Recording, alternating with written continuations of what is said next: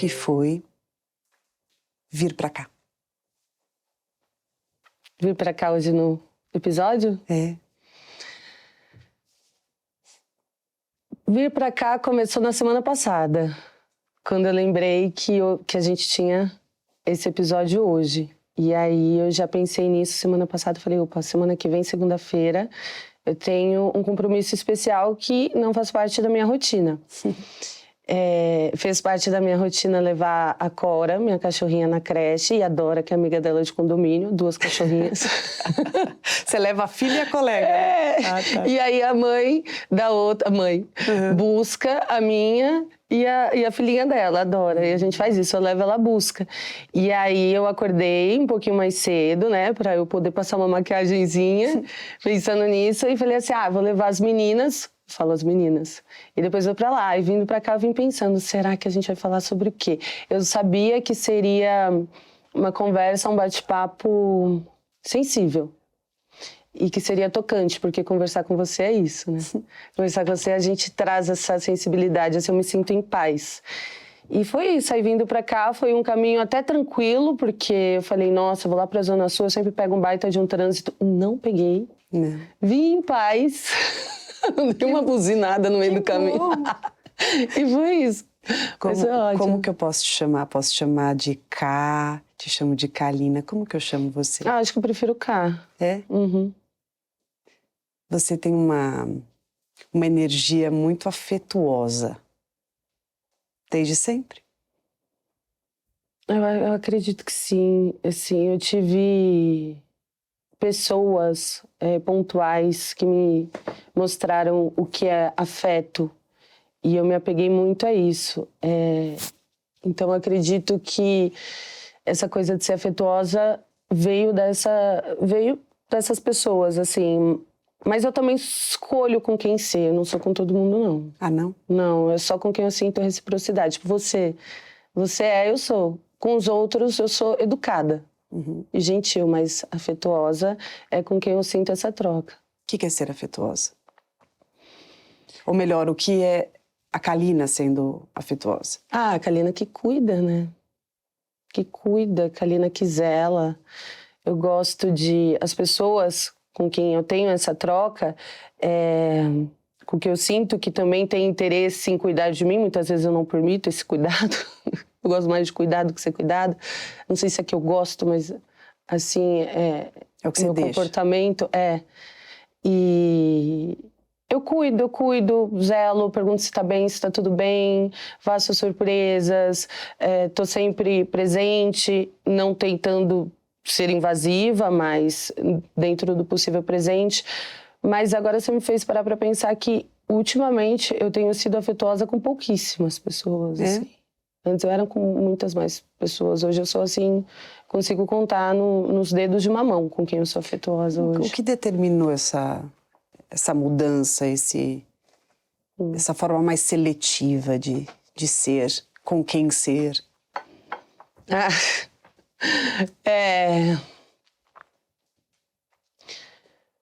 Foram alguns rompimentos, assim, algumas decepções, né? A gente percebe que... E essas decepções, engraçado que elas aconteceram mais entre amizades, né? Porque muitas vezes a gente fala de relacionamento amoroso. É engraçado, eu não ponho muita expectativa num relacionamento amoroso. Eu já espero daquela pessoa que chegou do nada na minha vida que ela possa me decepcionar. Agora, uma pessoa com quem eu construí uma amizade, sabe, longa, ou algum familiar, alguém que está na minha vida há muito tempo, com quem eu compartilhei muitas dores, eu percebi que essa pessoa, de alguma forma, traiu a minha confiança. Isso para mim é muito doloroso. Demora para perceber isso? Não, para perceber é rápido, demora para aprender a desvincular. O que te vincula às pessoas? A sua forma de vincular? O que te vincula? Olha, a princípio, o que me faz vincular a alguém, seja amizade ou relacionamento, é me sentir desejada, querida de alguma forma. que essa pessoa faça questão da minha presença, que essa pessoa faça questão de estar comigo, de falar comigo. A princípio é isso. Eu me senti, e tem que ser bastante, assim, não é pouco, sabe? Quando chega esse momento, aí eu começo a ter essa troca e demonstrar também. Mas demora um pouquinho para chegar nesse momento, né? Quando eu era mais nova, as amizades eram por conta de emoções, fortes emoções que você vivenciava juntos e tal. Hoje em dia, as amizades, elas surgem, engraçado, engraçado, eu fiz grandes amigos recentemente que a gente tinha pontos em comum que era dor. Então, eu perdi meu pai e aí eu fiz uma grande amizade com o meu amigo Vitor, que ele perdeu a mãe há cerca de 5, 6 anos. Então, a gente começou pela dor, esse nosso relacionamento de amizade. E hoje em dia a gente se identifica muito, assim. Tem outras coisas que não batem, que é normal, ele é um pouco mais novo do que eu, enfim. Mas a gente se encontrou nesse lugar, então aí que o nosso vínculo começou. Então, acredito que seja dessa forma, quando eu encontro algum ponto em comum com essa pessoa e essa troca acontece. No passado, os rompimentos eram grandes. As amizades, elas aconteciam de um jeito intenso e na mesma intensidade que acontecia, também rompia ou isso se mantinha? Não, as amizades do passado, elas estão se rompendo agora. É agora que elas se rompem, assim. As minhas amizades da minha adolescência, da minha infância, elas continuam firmes. Eu não tive nenhum motivo para ter um rompimento. Houve um distanciamento, porque a gente mudou muito, né? Dos 14 hoje eu tô com 36. Então, houve muitas mudanças aí no meio do caminho de comportamento, sei lá, de personalidade, que a gente já não se encontra mais. Nesse sentido de se identificar, mas ainda tem um carinho muito grande que eu acho que a gente resgata aquilo ali do passado e quando a gente se encontra, que é esporádico, aí a gente revive isso, mas no dia a dia a gente não vive. Mas tem amizades que eu comecei depois que eu me mudei para São Paulo, com 20 e poucos anos, que hoje em dia já não me cabem mais, assim. Não cabem mais, e não é nem no sentido de personalidade, é realmente de comportamento e, enfim, de decepção. O que mais te decepciona? Traição. Eu sou muito leal. O que é traição na amizade, por exemplo? Traição na amizade é eu saber que aquela pessoa não cumpriu com o que ela falou. Ela fala uma coisa pra mim, e aí ela chega em outra pessoa, fala outra coisa. Essa pessoa me fala, aí eu falo, em quem eu confio? Nessa pessoa ou naquela? Só que é o que eu te disse, você começa a ter muitos indícios. No começo você desconfia, fala, não, essa pessoa não faria isso comigo. Mas aí os indícios vêm de várias partes, e você vê pelo comportamento, e você vê que a pessoa, ela não... É uma pessoa que tem vício de traição, ela não trai só a mim, a minha amizade. Ela trai, enfim, o seu parceiro ou a sua parceira ali conjugal, ela trai o comprometimento no ambiente de trabalho. Você começa a perceber comportamentos dessa pessoa que não é uma pessoa leal às coisas da vida dela no geral. Até mesmo com a família. Aí eu me questiono, por que comigo seria diferente? Se essa pessoa indica tantas traições em tantos âmbitos da vida, por que eu sou tão especial para ser diferente comigo? Eu falei, não. E aí, quando eu acabo ouvindo que também aconteceu comigo, por meio de outras pessoas, eu falo, então é isso. Aí eu já... Aí eu desencano da pessoa, assim. Aí é engraçado, é uma sensação muito estranha. Hoje você consegue perceber quem é seu amigo? E tem uma outra pergunta interessante que eu emendo com essa, que é curiosa, que é assim: de quem você é amiga? É curioso, porque nem sempre a gente consegue fazer essa proporcionalidade. Existem sensações minhas em relação a um amigo e sensações particulares desse amigo em relação a mim. Às vezes a gente tem certeza que um amigo é o nosso melhor amigo e para ele as coisas não são bem assim, né? Ou ele diz que você é, mas nunca foi de fato. Então, encontrar na amizade essa reciprocidade legítima é meio agulha no palheiro, é meio a pérola do Atlântico, né? Então, eu já me perguntei isso algumas vezes. Mas peraí, eu tô exigindo isso dessa pessoa, mas será que essa pessoa quer entregar de fato isso para mim? Às vezes ela não tem interesse em ser minha amiga ou meu amigo como eu tenho. Então, pode ser somente isso, né?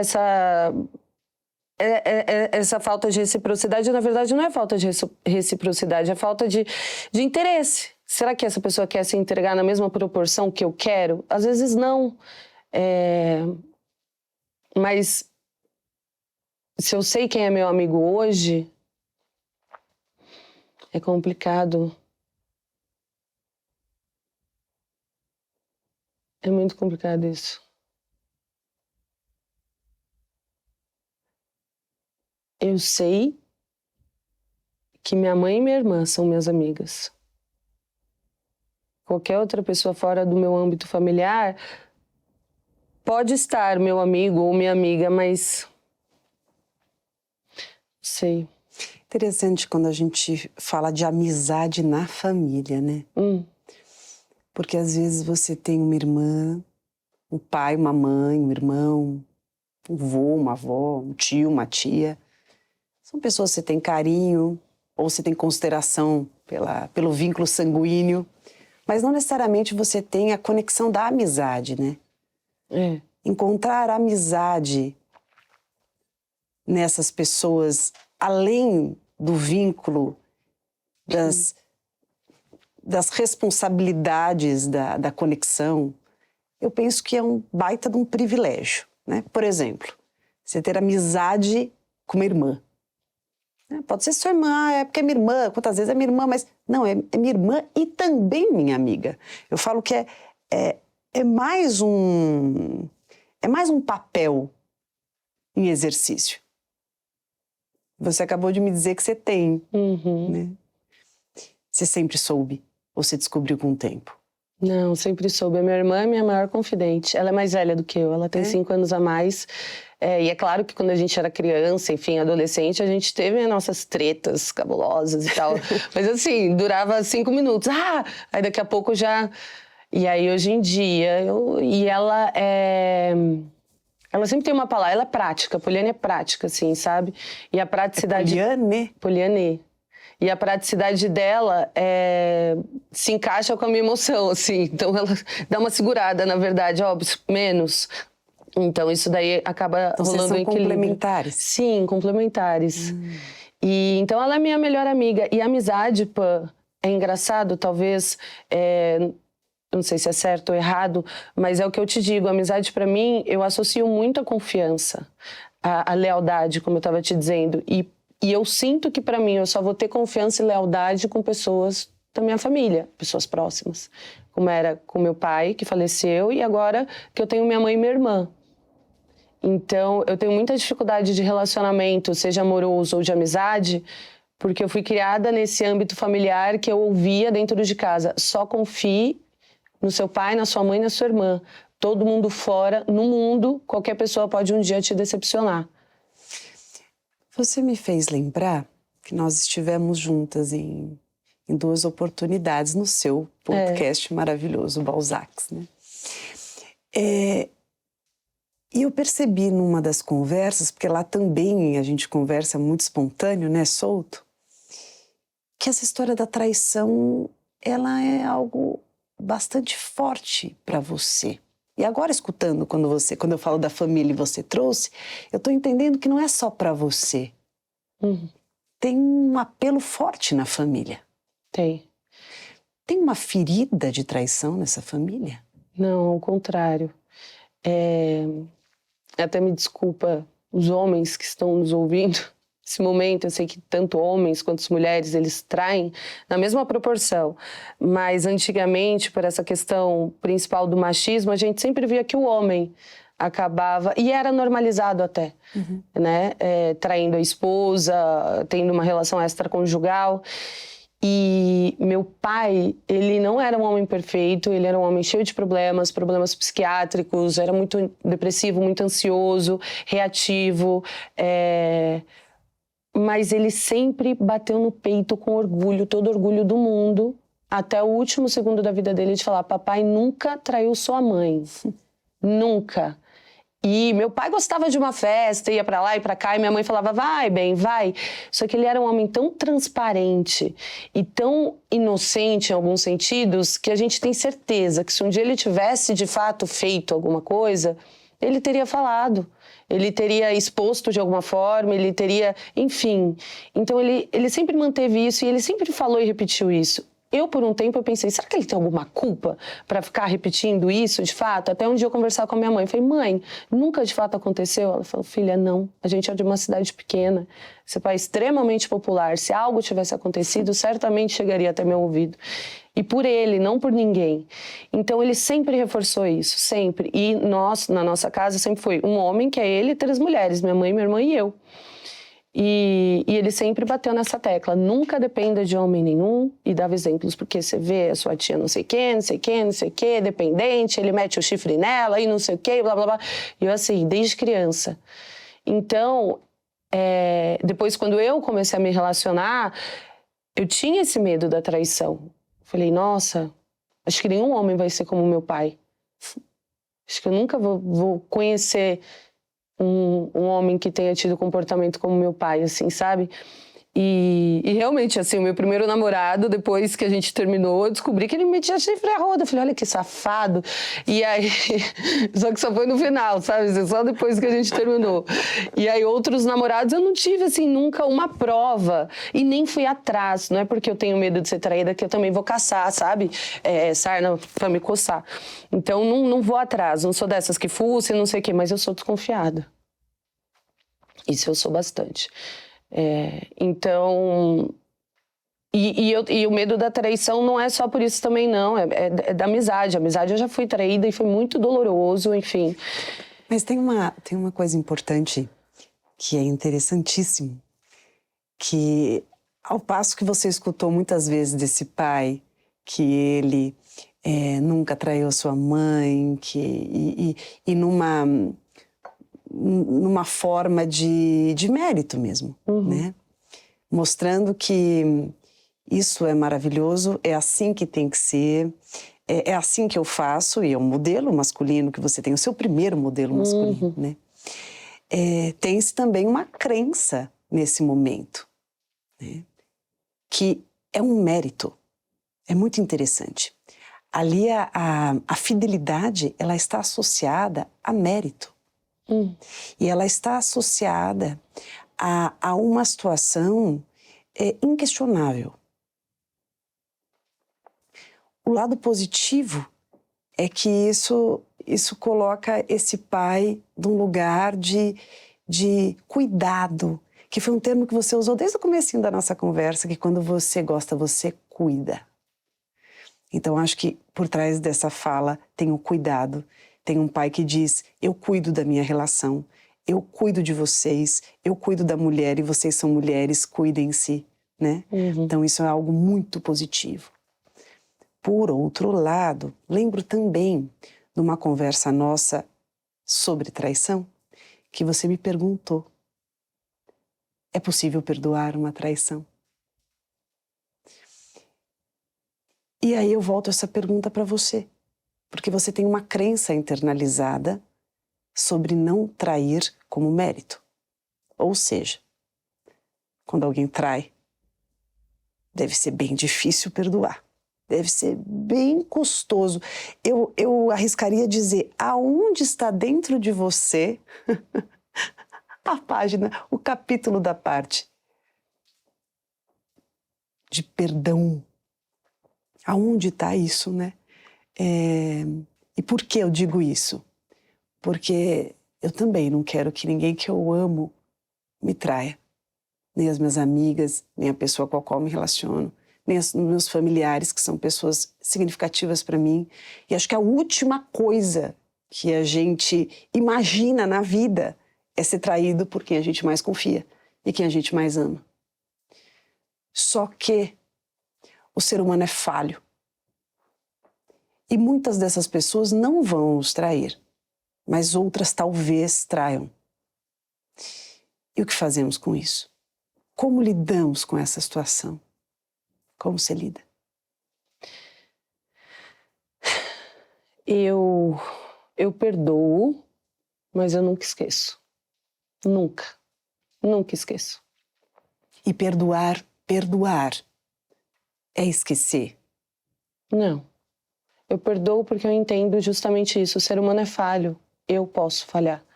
Eu entendo que se eu cometer um erro como esse, o que pode acontecer, ou cometer qualquer outro erro, porque às vezes a traição não tem o mesmo peso para uma pessoa como tem para mim, e algum outro erro para aquela pessoa que pese muito mais e não pesa tanto para mim, eu posso cometer e machucar muito essa pessoa. Então, assim, é isso, o ser humano é falho, eu entendo que a pessoa pode me trair de alguma forma, e eu desculpo essa pessoa por isso, eu perdoo essa pessoa por isso, por ter falhado, mas eu não consigo mais conviver com essa pessoa. E essa decisão... Porque quebra uma confiança. Essa decisão, seja na família, seja na relação amorosa, casal, seja na amizade, seguindo a sua tese, no seu íntimo, já te custou muito? Entender que você só conseguia, assim, tirar essa pessoa porque você não conseguia mais conviver com ela, porque dentro de você não tem espaço para conseguir esquecer isso, passar por cima disso, e aí simplesmente você teve que eliminar essa pessoa da sua vida ou se afastar dela, mas ainda um pedaço seu estava conectado com ela, gostava dela. Já viveu uma situação assim?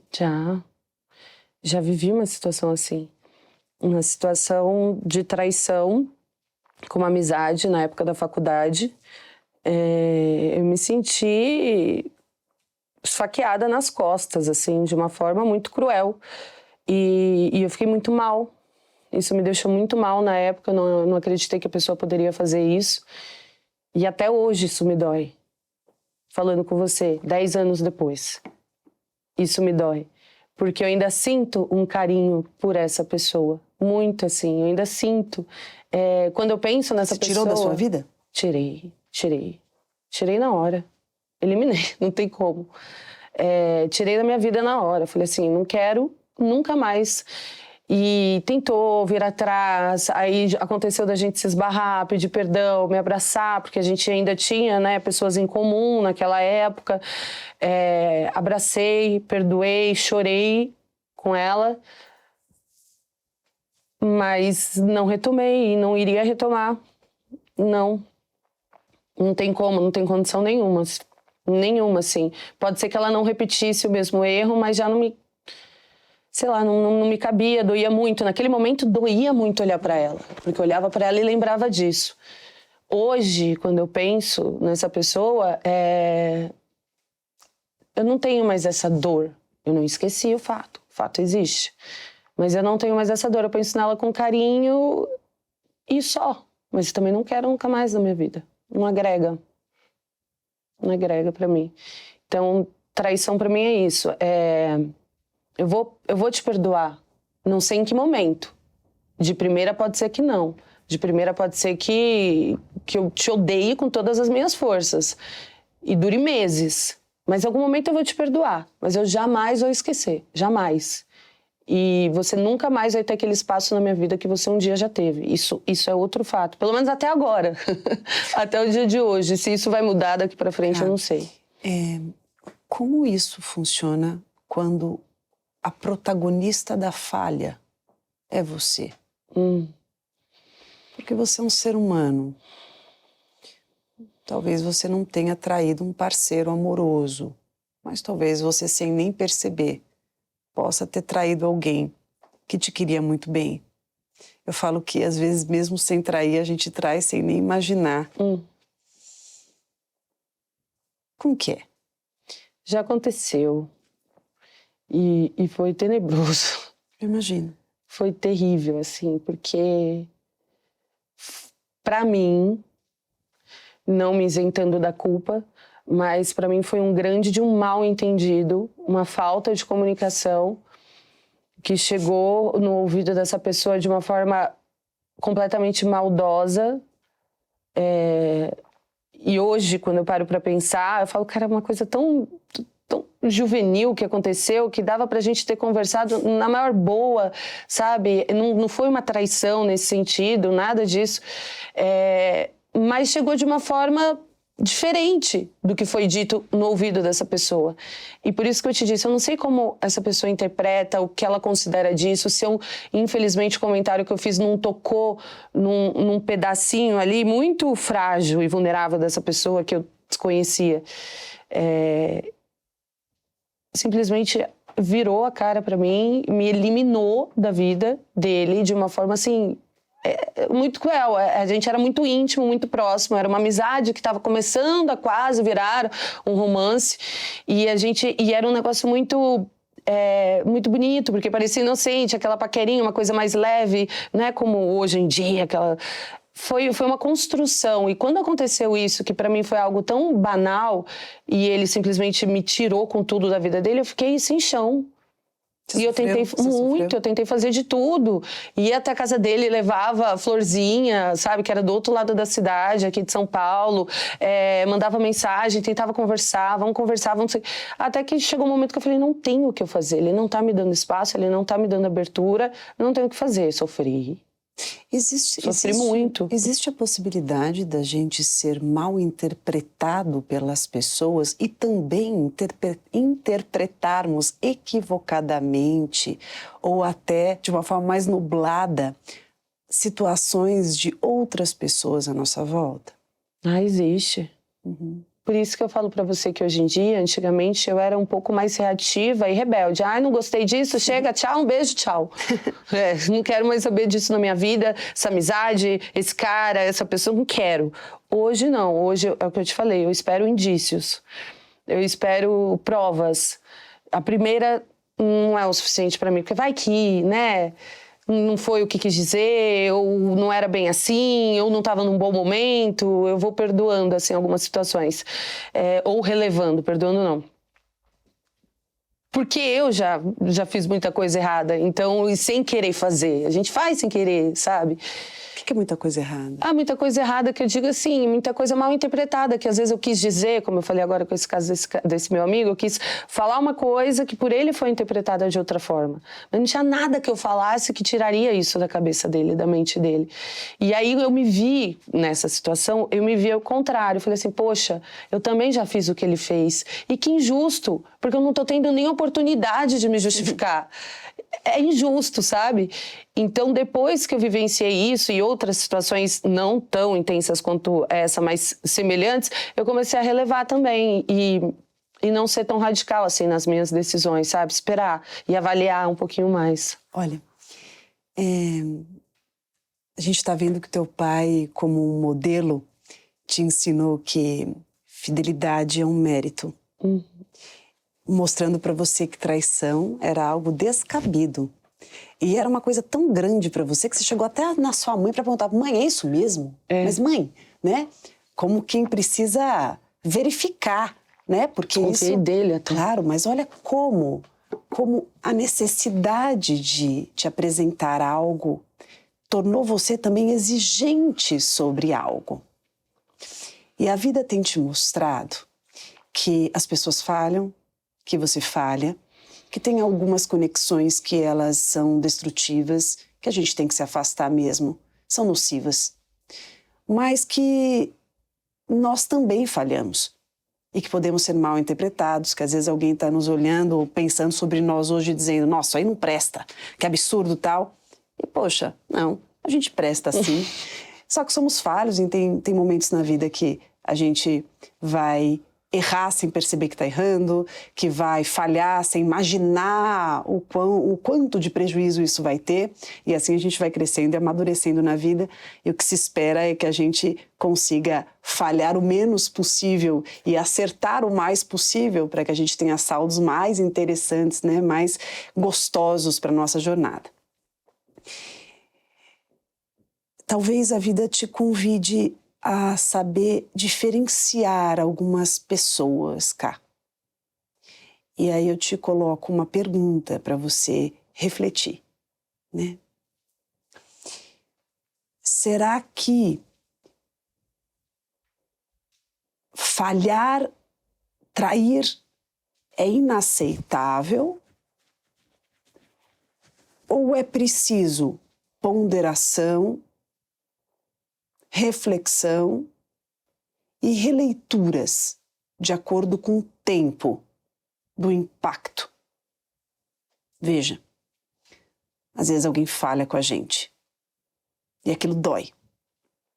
Naquele momento, não tem como a gente passar por cima.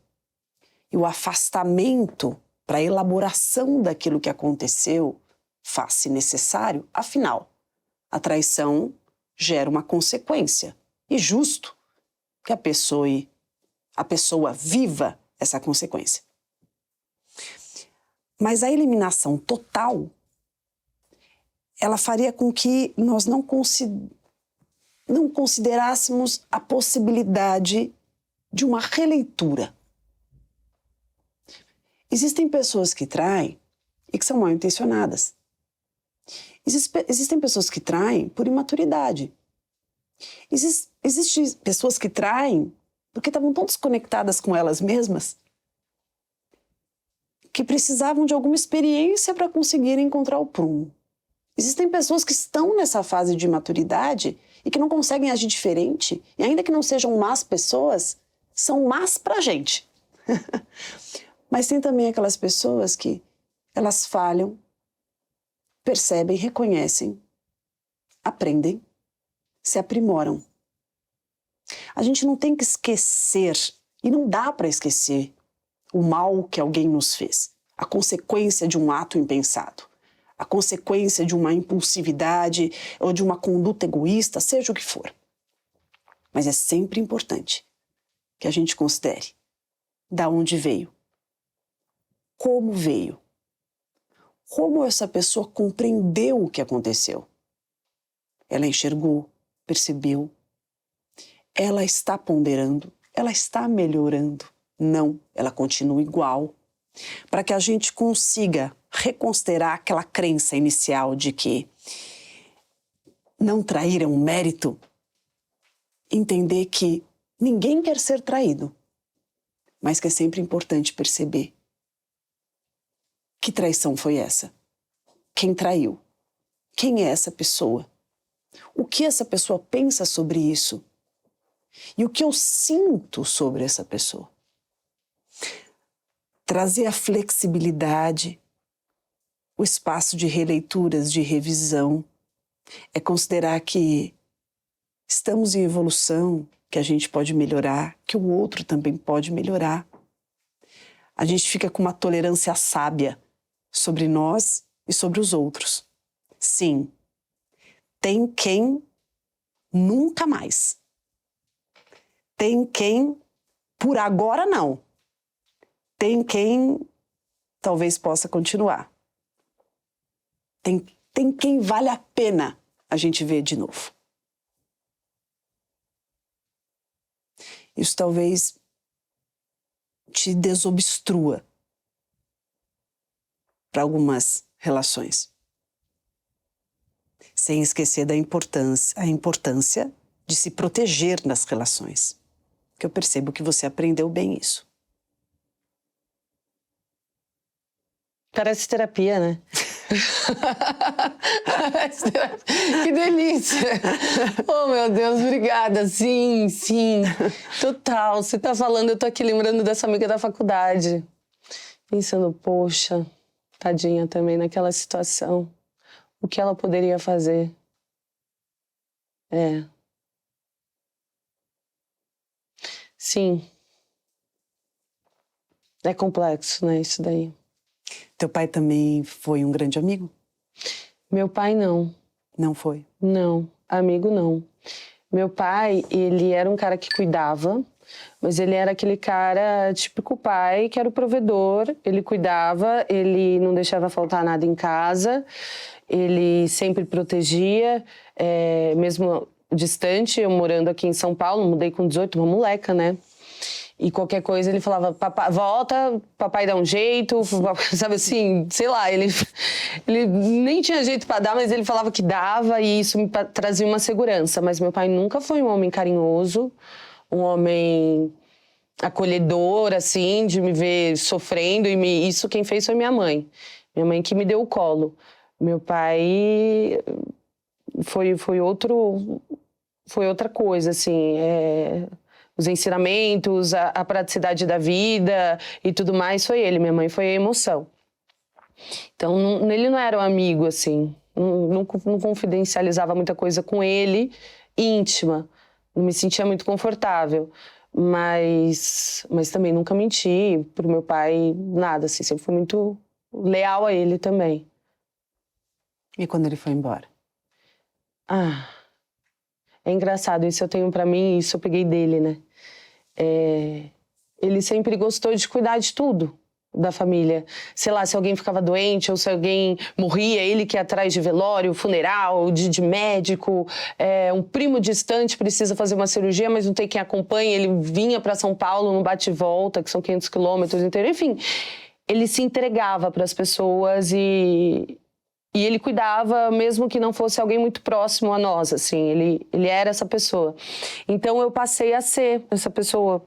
Antes mesmo dele falecer, eu sempre meio que fui assim. Eu acho que eu via isso e era assim. Então, quando ele teve a Covid, que ele internou primeiro na enfermaria, eu ainda consegui ir lá, né, até conversar com ele, distante, mas conseguia. Ele ia receber alta. Nesse meio tempo, eu fui a interlocutora entre a família e o hospital, passando todas as informações e correndo atrás de tudo que precisava. Ele ia receber alta num dia, eu estava indo atrás de cilindro de oxigênio, porque ele ia precisar suplementar, que ele teve 50% do pulmão até então prejudicado. Enfim, fui atrás de tudo, blá, blá, blá. Até que ele foi para UTI. E até que aí eu não conversava mais com ele. Até então, conversar com ele me dava essa segurança do tipo assim, cara, a pessoa que cuida, que protege, tá vivo. Mas aí quando ele foi pra UTI e entubou, falei, puta merda, desculpa. Não, é isso mesmo. Falei, agora ele está inconsciente, eu acho que nem volta. E agora? Mas fiquei firme ali. Fiquei firme, continuei atrás de tudo, tal. Ele ficou, acho que 5 dias, uma semana na UTI, nem lembro direito. E eu aqui em São Paulo trabalhando, vivendo minha vida. Enfim, a esperança realmente é a última que morre. Até que numa sexta-feira, o médico dele na época me ligou e falou, olha, Kalina, o rim dele já tinha começado a parar no meio da semana. Minha irmã é da área da saúde. Ela, cara, quando o rim para, coração é o próximo. Eu fiquei, minha irmã prática falando isso pra mim, eu fiquei, caramba, Poliane. E não deu outra. Na sexta-feira, o médico dele me ligou e falou, cara, se eu fosse você e sua irmã, venham pra Penápolis, porque a pressão arterial do seu pai tá muito baixa. O coração dele tava começando a parar. Falei, tá bom. Caralho, meu pai vai morrer mesmo, assim, até então eu fiquei, não é possível que esse homem vai morrer, que tipo, era a maior fortaleza, eu falei, não é possível.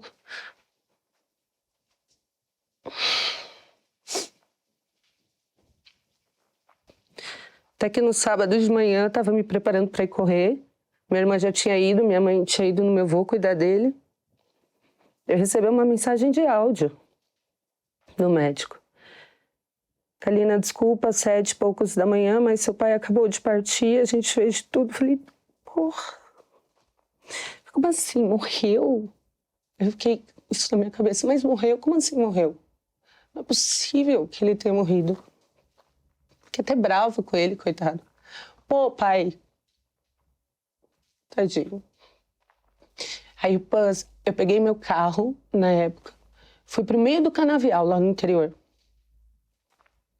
Liguei Pink Floyd nas alturas, que era a nossa música. Fiquei lá chorando.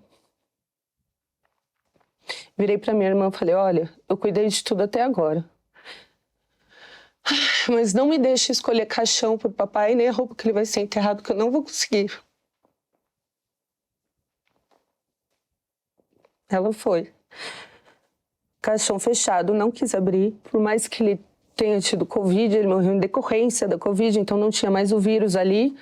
Mas a gente não ia fazer. Meu pai era muito popular na cidade. Se a gente anunciasse velório, essas coisas, ia lotar, podia outras pessoas terem Covid. Enfim, era uma questão de saúde pública, né? E não só isso, eu odeio esse tipo de despedida. Velório, caixão aberto, e a pessoa morta. Falei, não vou. Quando o caixão chegou, ali o caixão, falei, é o papai? Aí minha irmã falou, é. Mas esse caixãozinho, é uma mão forte, grande. Eu falei, esse caixãozinho? Ela é esse caixãozinho. Eu falei, não é possível. Ainda o moço do velório falou assim, pode abrir, a gente preparou ele. Eu falei, não vou abrir, não vou. Não quero ver meu pai morto, tá doido?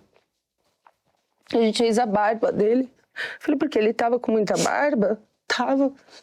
Meu pai nunca deixava barba. Falei, não. Não abri, falei algumas palavras, coloquei Comfort Numb ali pra gente ouvir e enterrei. Depois que eu enterrei, que você vê cimentar, eu não vi o corpo dele indo ali, não quis ver isso, mas eu sabia que era ele. Falei, pronto, e agora o que eu faço da minha vida, meu Deus, sem esse homem?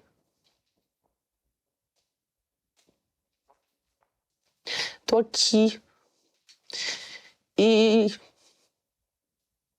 viver a morte dele foi horrível pela dor de perder alguém que eu amo muito, mas me fortaleceu de uma forma que eu nunca imaginei que eu fosse ter essa força que eu tenho. Me deixou muito resiliente para outras coisas da vida que antes eram dores que eu dava importância e hoje eu não dou mais. Eu olho, isso um dia já me fez sofrer. Eu perdi meu pai, o homem da minha vida. Meu teto, meu chão, sei lá o quê. Você acha que eu vou deixar isso? Ah, fui demitida. Ok, emprego eu arranjo. Não vou me descabelar. Eu sei que dependo disso para minha vivência, mas eu tô viva, então eu vou conseguir fazer o que for. Ah, e levei um pé na bunda. Coitado desse cara. Se um dia eu derramar uma lágrima por esse cara, ele vai ser muito importante. Ele não é importante, foi o cara que morreu.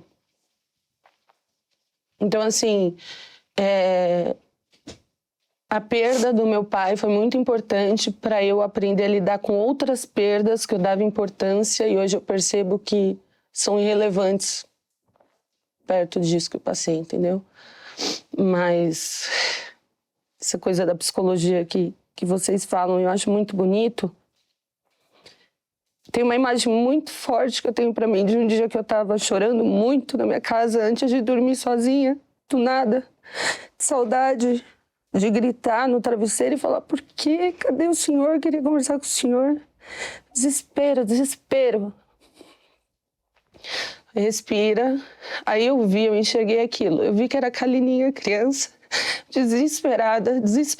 Eu me senti me pegando no colo, falando, calma, eu tô aqui, agora sou eu. Sou eu que vou cuidar de você. E eu peguei ela no colo e falei, agora sou eu, fica tranquila, eu cuido. E eu fui calmando, e deitei e dormi. Depois de ter feito isso. Porque eu vi o pequena, eu vi o desespero. E eu vi que agora era só ela e eu, entendeu? Ah, obrigada.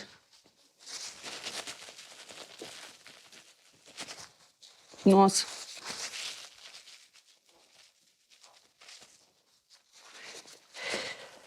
Desde então, tô cuidando dela. Sábado eu acordei com uma mensagem de uma mãe de uma amiga minha contando que essa minha amiga não tá muito bem. E eu conversei com ela, liguei para ela, ela não me atendeu, na verdade, conversei com o áudio, né? Mandei um áudio. E aí eu desliguei, levantei, tava um dia estranho, assim, abri a janela, tava nubladinho, assim.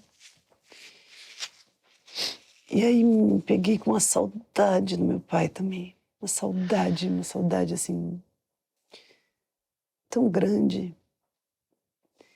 Olhei assim pro nada. com a esperança que ele me ouvisse.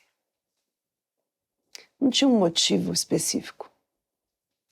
Porque a saudade, ela não vem... Ela não vem, né? Ela tá na gente. Ela adormece em alguns momentos e às vezes ela acorda. E naquele dia ela acordou junto comigo. Eu acordei, ela acordou também. E eu olhei assim pro nada e falei, pai, que saudade. Nossa, eu me cobro acreditar que você vem me ver às vezes. Tenho raiva de não ter certeza. Eu sinto tanta falta. Tanta saudade. Aquele dia especificamente, que não tinha nada de incrível acontecendo, nem pro bom nem pro ruim. Era um dia que eu queria só sentar do lado do meu pai.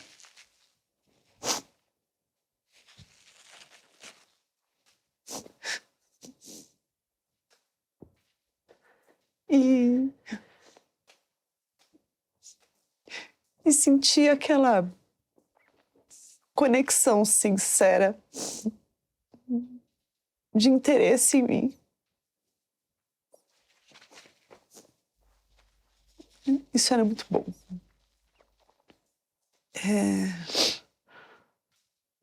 Quando a gente tem que se despedir de alguém que a gente ama muito, de alguém que tem uma importância muito grande na gente, e que essa pessoa não precisa ser perfeita. Ninguém é.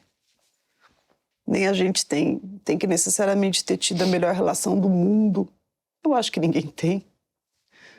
Mas por alguma razão aquela pessoa tinha um lugar, tem e sempre terá, gigante na gente. É tão desafiador. A gente passa por tantas camadas para elaborar isso. E acho que a gente vai ainda estar se despedindo dessa vida tentando fazer isso. Costumo dizer que a gente nunca aceita, né? A gente fala que fase do luto, chegou na aceitação.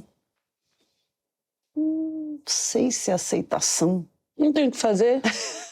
Acho que é meio que uma espécie de um conformismo. Não tem que é isso que tem. E aí eu acho que aquilo adormece, né?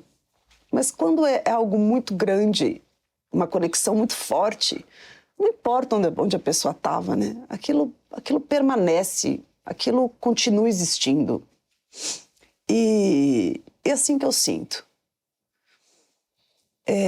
Essa resiliência que você falou, essa força, essa forma de encarar as situações que de repente você se vê e que, nossa, isso aí, você acha que isso aí vai me derrubar, né? Olha o que eu passei. É também um recado da vida dizendo que aquelas pessoas que fazem parte da nossa história, é como se elas construíssem algo dentro de nós, junto conosco, e aquilo se eternizasse no que somos. Nós somos muito acostumados a ver para crer, nós somos muito materialistas, ainda que a gente queira se convencer do contrário, nós somos. Eu preciso de você aqui na minha frente, eu preciso trocar com você, te ver, mesmo que seja virtualmente, mas eu preciso te ver para entender que você está aqui, né? E quando a gente tem que lidar com essas partidas, a gente é obrigado a ressignificar essa presença. E sentir essa força na gente, eu acho que é a maior prova dessa eternização, né? Entender que cada um tem um tempo aqui, cada um tem o seu tempo, a sua história. Aceitar não ver mais, não tocar mais, é um tremendo desafio. Não é aos poucos, né, que você tem que aceitar. Você tem que aceitar muitas vezes do nada. E às vezes eu falo, né, às vezes, cara, eu só queria ouvir filha com a voz dele, só isso. Filha. Ouvi ele falar. E eu me senti filha, sabe? Filha. Eu ouço áudio antigo, né? Fico ouvindo áudio antigo, que eu já decorei, mas é ele ali falando, é tão bonitinho.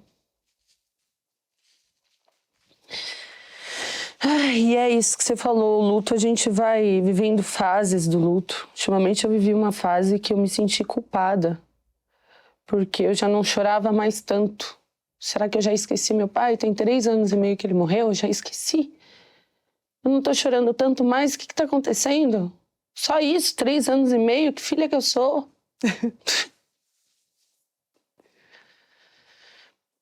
E aí eu fui entender que, na verdade, acho que é normal isso acontecer.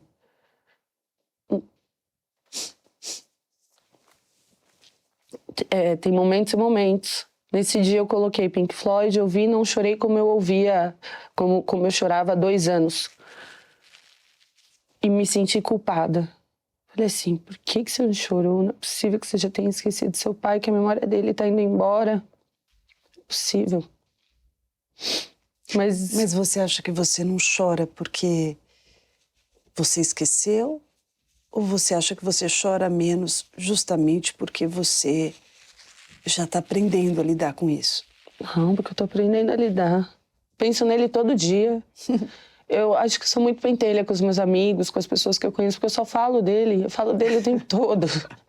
Às vezes eu olho no espelho e eu vejo ele e falo, gente, eu tô ficando cada vez mais a cara do meu pai.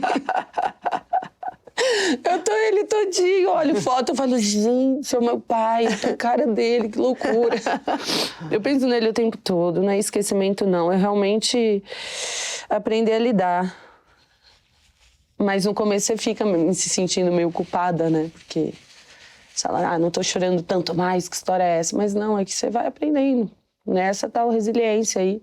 Também, se a gente ficar chorando sempre, como a gente chora no começo, não tem vida, né? Não tem vida, né? Não tem vida, não tem mais água no nosso organismo. Cá, tira uma carta pra mim desse baralho aqui, por favor.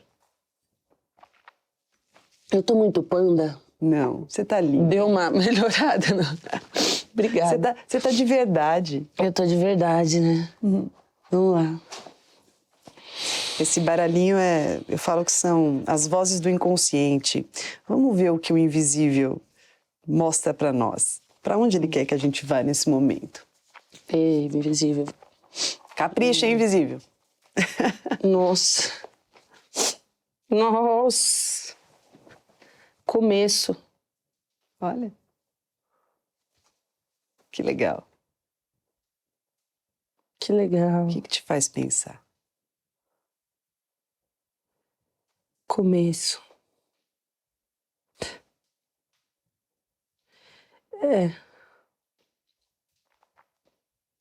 Tive tantos começos, mas eu acho que é esse que eu falei pra você agora, Uma nova Kalina começou depois que meu pai morreu. Não é mais aquela. Eu acho que esse foi o começo mais relevante na minha vida. Eu mudei para São Paulo com 18 anos, muito nova, tudo, mas eu tinha ali um amparo, eu tinha ali, né, um respaldo. Depois que meu pai faleceu, eu vivi um começo completamente diferente, que daí eu entendo que é um começo da fase adulta realmente, assim. Sim, já era emancipada, já pago minhas contas há muitos anos e não sei o quê, mas lidar com a falta da minha principal, sei lá,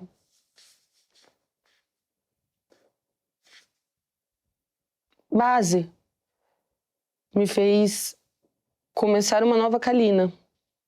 Quem é essa nova Kalina? A Kalina de agora é muito mais consciente dos meus atos, de como isso pode me prejudicar, muito mais cuidadosa comigo mesma.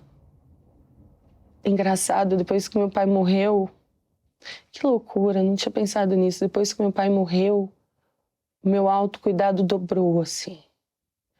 Eu acho que aquilo que eu depositava nele virou completamente para mim. Eu não transferi para minha mãe, não transferi para ninguém, transferi para mim. Então, toda aquele respaldo que eu tinha nele de segurança financeira, segurança do mundo, me proteger, se esse prédio estiver caindo, ele vai conseguir me proteger. Passei tudo para Kalina. Então, depois da morte do meu pai, naquele 13 de março de 2021, ali começou uma nova Kalina. Muito mais mulher, assim, muito mais humana. Mais forte. Muito mais forte. Esse caderninho aqui é um presente para você, por você ter vindo aqui junto com essa canetinha, é claro. Mas eu deixo um recado aqui para você. Tá. Que às vezes dá pra ler em voz alta, às vezes não. No seu caso, dá. Tá. Então eu vou escrever falando. Tá bom. Um recado pra você, pro teu coração, que nasce em mim pra você. Você repetiu várias vezes aqui que seu pai foi embora, que seu pai morreu, que seu pai partiu várias vezes, né? Eu vejo ele tão vivo em você. Ao mesmo tempo você fala que olha no espelho e nunca se viu tão parecida com ele. Não sei se é só fisicamente. Talvez seja o que você transpire dele. Observar o legado de alguém em nós, alguém que nós admiramos, é um privilégio. Então minha mensagem é: minha querida, a caneta tá falhando aqui. Bom, agora veio. Minha querida, você não perdeu seu pai. Ele está em você, para você. Mais do que no físico, na força das atitudes, no olhar para si e mundo.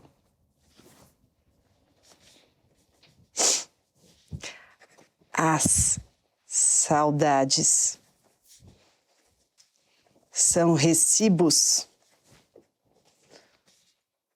do amor cultivado e trocado. São provas de que valeu a pena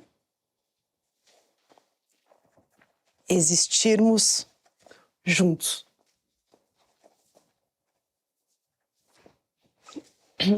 Agora, a realidade nos exige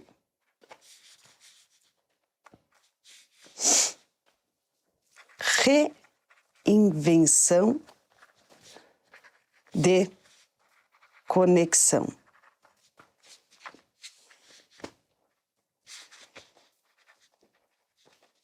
Seu pai sempre estará contigo.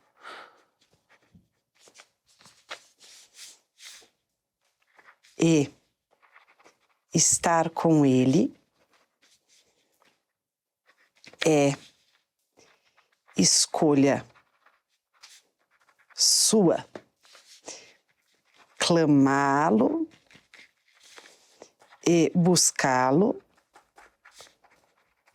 também. Ele sempre te ouvirá, te verá. Ele está em você.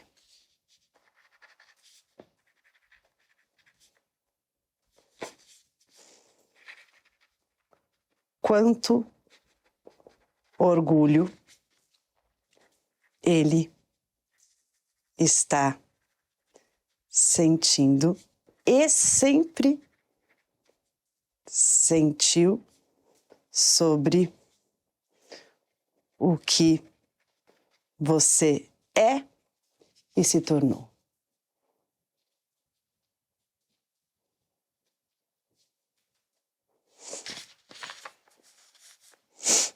Siga firme, permita-se, autorize-se, faça releituras de si e do outro. Como a vida te obriga a fazer sobre ele.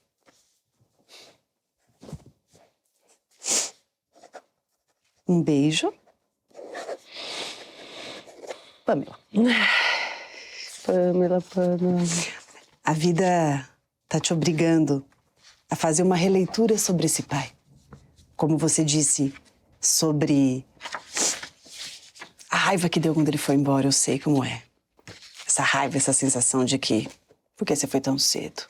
Dava pra ficar mais um pouco, vai. Por quê?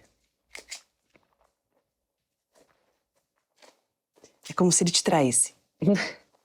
Sim. Sim. Né? Você não me disse que nunca trairia? Você não me disse que cuidaria de mim até o fim? Como você me deixa? Logo você, que não trairia de forma alguma. E indo para uma outra dimensão, ele te ensina algo valiosíssimo. Às vezes, Carlina, a gente trai sem querer trair. A gente falha sem querer falhar. E essa é uma lição que ele deixa para você e que talvez nem ele tenha conseguido aprender isso. Fica para você. Nós não somos a continuação dos nossos pais com identidade própria. Que bom a gente poder realizar algo por nós, para nós, que em energia ressignifica para eles também. Tá bom? Tá bom. Obrigada, Pam. Obrigada. Ai, obrigada. Muito bom ter você aqui. Obrigada. Tá bom? Obrigada por isso. Obrigada. Nos vemos na próxima sessão.